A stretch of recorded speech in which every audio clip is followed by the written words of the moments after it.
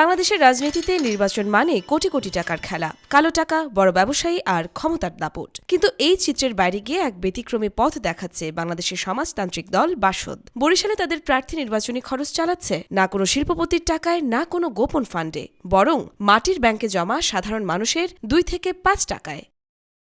বরিশাল নগরীর ফকিরবাড়ি রোডে বাসদ জেলা কার্যালয়ে আয়োজিত এক সংবাদ সম্মেলনে জানানো হয়, ত্রয়োদশ জাতীয় সংসদ নির্বাচনকে সামনে রেখে দলটির প্রার্থী ডাক্তার মনীষা চক্রবর্তী এক অভিনব উদ্যোগ নিয়েছেন। মাসখানেক আগে রিকশা, গ্যারেজ, ছোট দোকান, হোটেল ও সাধারণ মানুষের বাসায় বিতরণ করা হয় শত শত মাটির ব্যাংক। খেটে খাওয়া মানুষ প্রতিদিনের সঞ্চয় থেকে 2 টাকা, 5 টাকা, 10 টাকা করে জমিয়েছে। আজ সেই ব্যাংকগুলো আনুষ্ঠানিকভাবে সংগ্রহ ও ভাঙা শুরু হয়েছে।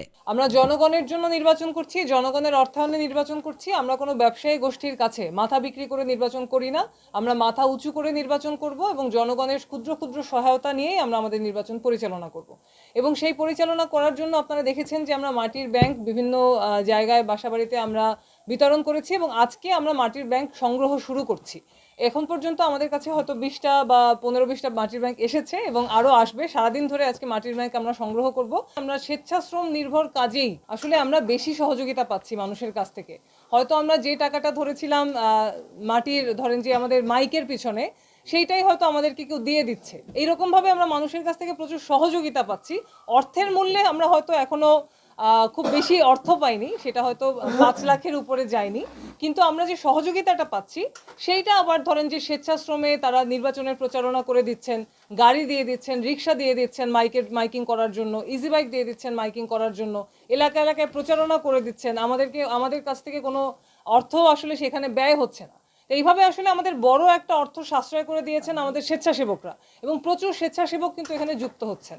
তিনি বলেন, যেমন 10 জন মিলে একজনের যাতায়াত খরচ দেয়, তেমনি জনগণের পক্ষে নির্বাচন করতে হলে নির্বাচনের খরচও জনগণকেই বহন করতে হবে।